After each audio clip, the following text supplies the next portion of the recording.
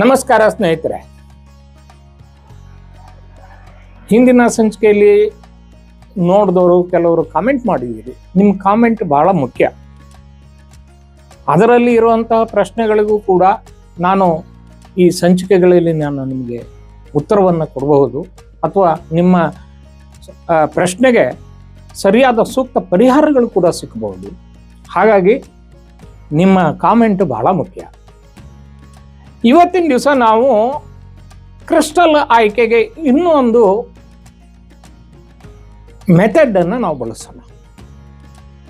ಇದರಲ್ಲಿ ವಿಶೇಷವಾಗಿ ನಮ್ಮ ಅಂಗೈ, ಈ ಅಂಗೈ ಇದೆಯಲ್ಲ, ಈ ಅಂಗೈಯಲ್ಲಿ 3 ಭಾಗ ಇದೆ. ಒಂದು ಮಧ್ಯ ಇರುವಂತಹ ಕೈ, ಎರಡನೇದು ನಮ್ಮ ಮಣಿಕಂಠ, ಮೂರನೇದು ನಮ್ಮ ಬೆರಳುಗಳ ತುದಿ. ಸೊ ಇವು ಬಹಳ ಸೂಕ್ಷ್ಮವಾಗಿರ್ತಕ್ಕಂಥ ಪ್ರದೇಶಗಳು.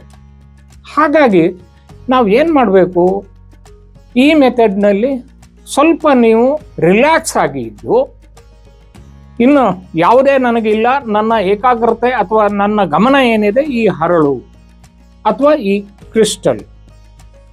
ಸೊ ಈ ಕ್ರಿಸ್ಟಲ್ ಅನ್ನು ಹೇಗೆ ನಾವು ಆಯ್ಕೆ ಮಾಡ್ಕೊಳ್ಬಹುದು? ಮೊದಲನೇದಾಗಿ ನಿಮ್ಮ ಅಂಗೈ ಮಧ್ಯದಲ್ಲಿ ಈ ರೀತಿ ಕಲ್ಲಿಟ್ಕೊಳ್ಳಿ. ಇದಕ್ಕೆ ಎರಡನೇ ಕೈ ಏನು ಬೇಕಾಗಿಲ್ಲ, ಒಂದೇ ಕೈ.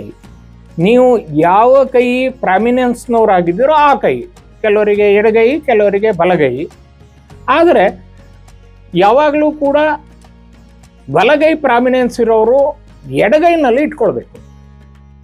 ಇಟ್ಕೊಂಡು ಸೊ 1-2 ನಿಮಿಷ ನಿಮಗೆ ಅನುಭವ ಏನು ಅನ್ನಿಸ್ತದೆ ಅನ್ನೋದನ್ನು ನೋಡಿ, ಅಂಗೈ ಮಧ್ಯದಲ್ಲಿ ಇದ್ದಾಗ. ಸೊ ಇದನ್ನೇ ನಾವು ಬೆರಳುಗಳ ತುದಿಯಲ್ಲಿ ಇಟ್ಟಾಗ ನಮಗೆ ಏನು ಅನುಭವ ಆಗ್ತಾ ಇದೆ, ಇದು ಬಹಳ ಮುಖ್ಯ. ಸೊ ಇಲ್ಲಿ ನೀವು ಒಂದು 3-4 ನಿಮಿಷ ಇಟ್ಕೊಂಡು ಅಂತಿಮವಾಗಿ ನಿಮ್ಮ ಮುಂಗೈ ಅಂದರೆ ಮಣಿಕಟ್ಟಿನ ಸಮೀಪ ಅದನ್ನ ಹಿಡ್ಕೊಳ್ಳಿ. ಸೊ ಈ 5ನೇ ಹಂತದಲ್ಲಿ ನಾವು ಇದನ್ನ ಪರೀಕ್ಷೆ ಮಾಡಿದಾಗ ಇದರ ವೈಬ್ರೇಷನ್ಸ್ ನಮಗೆ ಗೊತ್ತಾಗುತ್ತೆ. ಸೊ ಆವಾಗ ನಾವು ಆಯ್ಕೆ ಮಾಡಬೇಕಾ, ಆಯ್ಕೆ ಮಾಡಬಾರ್ದಾ ಅಥವಾ ಬೇರೆದು ಬೇಕಾ ಗೊತ್ತಾಗತ್ತೆ. ಕೆಲವರು ಏನು ಹೇಳ್ತಾರೆ, ನಾನು ಇದನ್ನು ಹಿಡ್ಕೊಂಡಾಗ ಬಿಸಿ ಆಯಿತು, ತಣ್ಣಗಾಯಿತು, ಅಥವಾ ನನ್ನನ್ನು ಸೀಳಿದ ಹಾಗೆ ಅನ್ನಿಸ್ತು. ಹೀಗೆ ಒಂದೊಂದು ಅಭಿಪ್ರಾಯಗಳಿರುತ್ತೆ.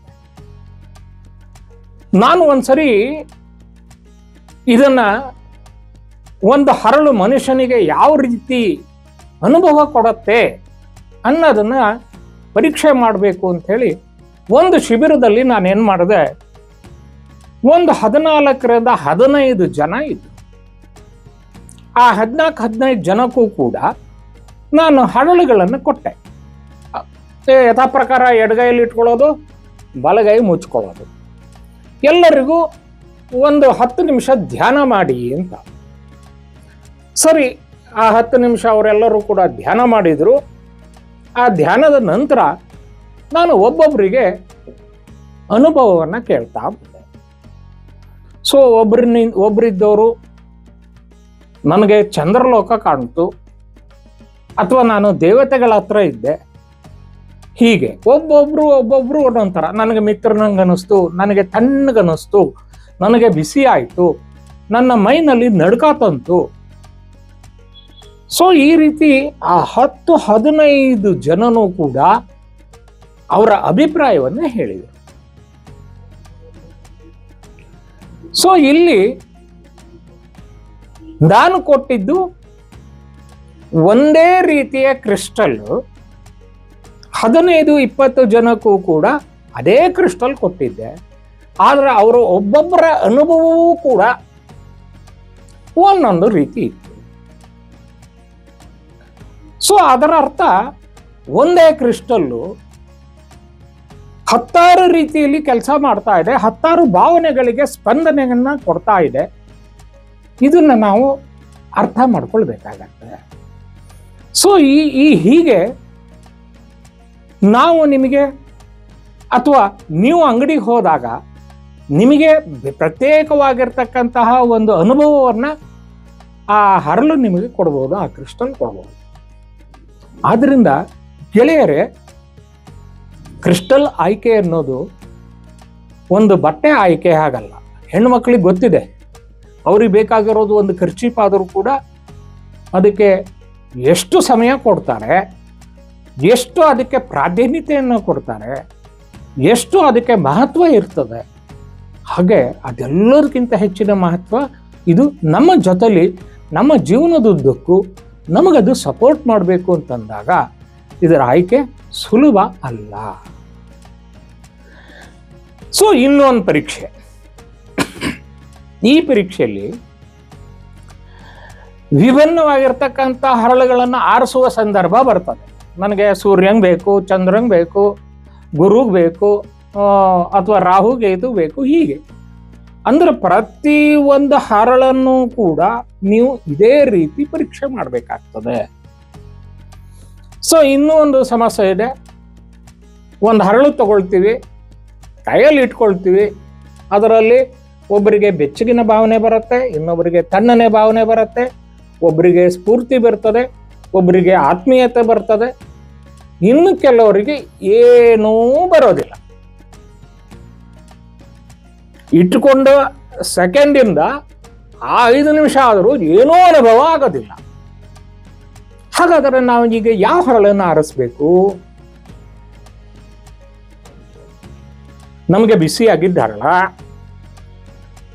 ಅಥವಾ ತಂಪಾಗಿದ್ದ ಹರಳ ಅಥವಾ ಏನೂ ಪ್ರತಿಕ್ರಿಯೆ ಇಲ್ಲದ ಹರಳ? ನೀವು ಯಾವ್ದು ಆರಿಸ್ಕೊಳ್ತೀರಿ ಮಿತ್ರರೇ? ನಾವು ಇಲ್ಲಿ ಆರಿಸ್ಕೊಳ್ಬೇಕಾಗಿರುವಂಥದ್ದು ಯಾವುದು ಅಂತಂದ್ರೆ, ನಮಗೆ ಏನೂ ಅನುಭವಕ್ಕೆ ಕೊಡದೇ ಇರತಕ್ಕಂಥದ್ದು, ಅನುಭವಕ್ಕೆ ಬಾರದೇ ಇರತಕ್ಕಂಥ ಕ್ರಿಸ್ಟಲ್ಗಳನ್ನ ನಾವು ಆಯ್ಕೆ ಮಾಡ್ಕೊಳ್ಬೇಕು. ಅರೆ, ನಮ್ಗೆ ಅದರಿಂದ ಏನು ಸಂವಹನನೇ ಆಗ್ಲಿಲ್ಲ ಅಂತದ್ರಲ್ಲಿ ಅದನ್ನ ತಗೊಂಡ್ರೆ ನಮ್ಗದು ಅನುಕೂಲ ಆಗತ್ತಾ? ಪ್ರಶ್ನೆ ನಿಮ್ಮಲ್ಲಿ ಮೂಡ್ತದೆ.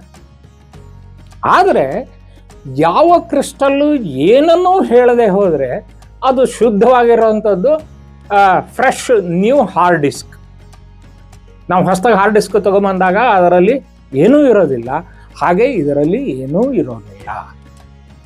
ಸೊ ಕೇಳಿದ್ರಲ್ಲ ಸ್ನೇಹಿತರೆ, ಯಾವ್ಯಾವ ರೀತಿನ ಆಯ್ಕೆ ಮಾಡ್ಕೊಳ್ಬೇಕು ಇದೆಲ್ಲದೂ ಕೂಡ ನಿಮಗೆ ಗೊತ್ತಾಯಿತು. ಮುಂದಿಂದಾಗಿ ಇದರ ಬಗ್ಗೆ ಇನ್ನೂ ಹೆಚ್ಚಿನ ಕುತೂಹಲದ ವಿಷಯವನ್ನು ತಿಳಿಯೋಣ. ಈ ಸಂಚಿಕೆ ನಿಮಗೆ ಉಪಯೋಗ ಆಗಿದೆ ಅಥವಾ ಆಗತ್ತೆ ಅಂಥೇಳಿ ನನಗನ್ನಿಸ್ತದೆ. ನಿಮ್ಮ ಪ್ರಶ್ನೆಗಳಿಗೆ ನಾನು ಉತ್ತರಿಸಲು ತಯಾರಿದ್ದೇನೆ. ದಯವಿಟ್ಟು ಕಾಮೆಂಟ್ ಮಾಡಿ, ಲೈಕ್, ಸಬ್ಸ್ಕ್ರೈಬ್, ಬೆಲ್ ಐಕಾನ್ ಅನ್ನು ಒತ್ತಿ. ನಮಸ್ಕಾರ.